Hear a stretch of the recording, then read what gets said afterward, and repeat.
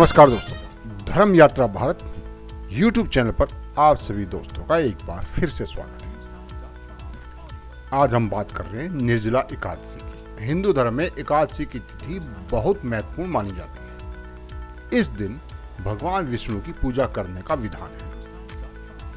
धार्मिक मान्यताओं के अनुसार जो व्यक्ति एकादशी का व्रत रखता है उसकी हर मनोकामना पूरी होती है और जीवन में सुख शांति का वास होता है। पूरे महीने में 2 एकादशी होती है, पहली कृष्ण पक्ष और दूसरे शुक्ल पक्ष। ज्येष्ठ माह के कृष्ण पक्ष की एकादशी तिथि बीत चुकी, अब शुक्ल पक्ष की एकादशी तिथि आने वाली है। अब ज्येष्ठ माह के शुक्ल पक्ष की एकादशी को निर्जला एकादशी कहा जाता है। ये एकादशी सभी एकादशी तिथियों में खास मानी जाती है। इस दिन का व्रत करने से पूर्व के सभी पाप नष्ट हो जाते हैं। आइए जानते हैं 2024 में निर्जला एकादशी कब है। वैदिक पंचांग के अनुसार ज्येष्ठ महीने की शुक्ल पक्ष की एकादशी तिथि की शुरुआत 17 जून को सुबह 4:43 पर हो रही है। वहीं इसका समापन 18 जून को सुबह 7:28 पर होगा। उदया तिथि के अनुसार निर्जला एकादशी का व्रत 18 जून को ही रखा जाएगा। अब आइए जानते हैं इस दिन क्या करें और क्या ना करें। निर्जला एकादशी के दिन किसी को भी अपशब्द नहीं बोलने चाहिए, इससे भगवान विष्णु की नाराजगी झेलनी पड़ सकती है। और निर्जला एकादशी के दिन भूलकर भी चावल का सेवन नहीं करना चाहिए।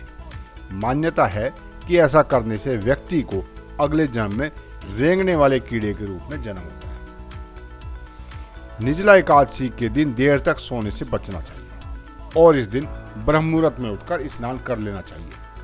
निर्जला एकादशी के दिन काले कपड़े पहनने से भी बचना चाहिए, वरना आपको अशुभ परिणाम मिल सकते हैं। निर्जला एकादशी के दिन क्या करें? निर्जला एकादशी के दिन माँ लक्ष्मी और भगवान विष्णु की पूजा करना बहुत शुभ माना जाता है। इस दिन शाम के समय तुलसी के पास घी का दीपक जलाएं।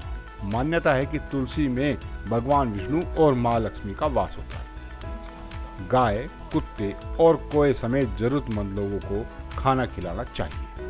हर वर्ष ज्येष्ठ माह के शुक्ल पक्ष की एकादशी तिथि को निर्जला एकादशी मनाई जाती है और इसे भीमसेनी एकादशी या भीम एकादशी भी कहा जाता है। यह पर्व जगत के पालनहार भगवान विष्णु को समर्पित होता है। इस दिन भगवान विष्णु संग माँ लक्ष्मी की पूजा की जाती है, साथ ही उनके निमित्त व्रत उपवास रखा जाता है।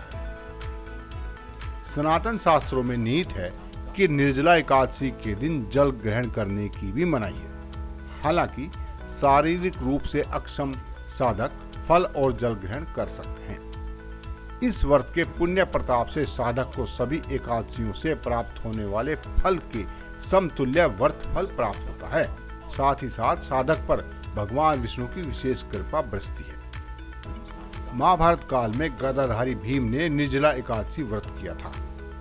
सनातन धर्म में उदया तिथि मान है। इस प्रकार 18 जून को निर्जला एकादशी मनाई जाएगी। वैष्णव समाज के लोग भी 18 जून को ही निर्जला एकादशी मनाएंगे। यह त्योहार गंगा दशहरा के 1 या 2 दिन के अंतर पर मनाया जाता है।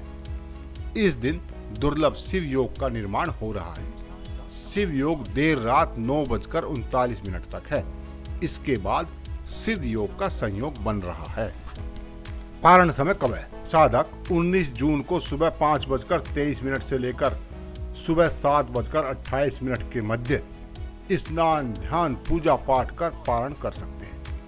पारण यानी व्रत तोड़ने से पहले अन्न और धन का दान अवश्य करें।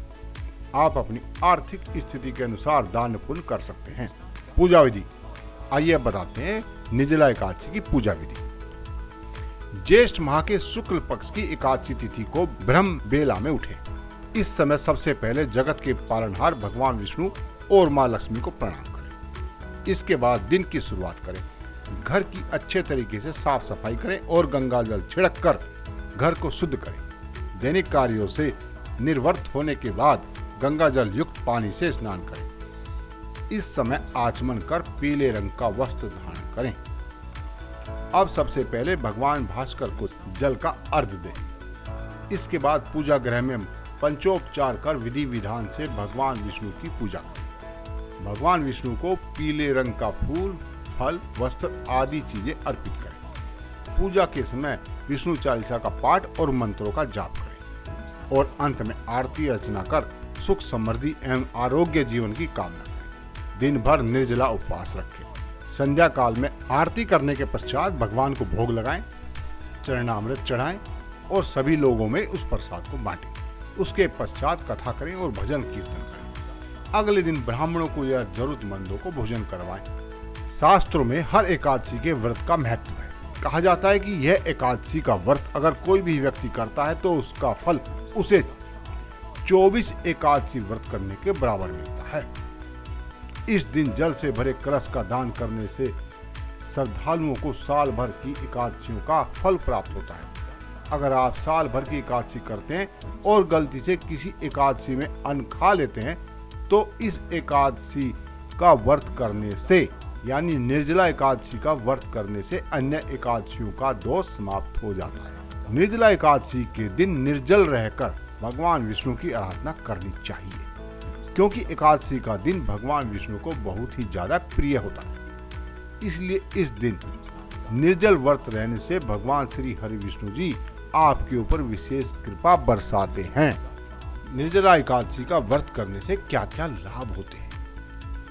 आध्यात्मिक वृद्धि होती है, सफलता, समृद्धि और स्वास्थ्य लाभ मिलता है, भगवान विष्णु का आशीर्वाद प्राप्त होता है, सभी मनोकामनाओं की पूर्ति होती है, पुराने पापों की भी समाप्ति होती है, रोजगार में उन्नति होती है और परिवार में खुशियों का आगमन होता है। निर्जला का मतलब है बिना जल के।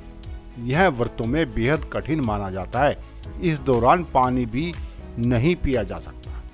हालांकि शुद्धि के लिए जल से आचमन किया जाता है। क्या निर्जला एकादशी में पानी पी सकते हैं? तो इसका उत्तर है, जैसा नाम से ही पता लगता है कि पानी नहीं पी सकते हैं, लेकिन पानी से आचमन करने की अनुमति होती है।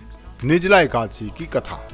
एक बार भीमसेन जी महर्षि व्यास जी से कहते हैं कि हे पितामह, भ्राता युधिष्ठिर, माता कुंती, द्रौपदी, अर्जुन, नकुल और सहदेव ये सब मुझे एकादशी का व्रत करने को कहते हैं, लेकिन मैं उन सभी से कहता हूँ कि भाई मैं भगवान की पूजा तो कर लेता हूँ, दान भी करता हूँ, लेकिन भोजन ग्रहण किए बिना नहीं रह सकता। यह सुनकर महर्षि व्यास जी कहते हैं कि भीमसेन, अगर तुम नरक को बुरा और स्वर्ग को अच्छा मानते हो तो हर महीने की दोनों एकादशियों को अन्न ग्रहण मत किया करो। तब भीमसेन कहते हैं कि महर्षि, मैं तो आपको पहले कह चुका हूँ कि मैं बिना खाए रह ही नहीं सकता, लेकिन साल में अगर कोई एक व्रत आए तो ऐसा व्रत मैं रख सकता हूँ।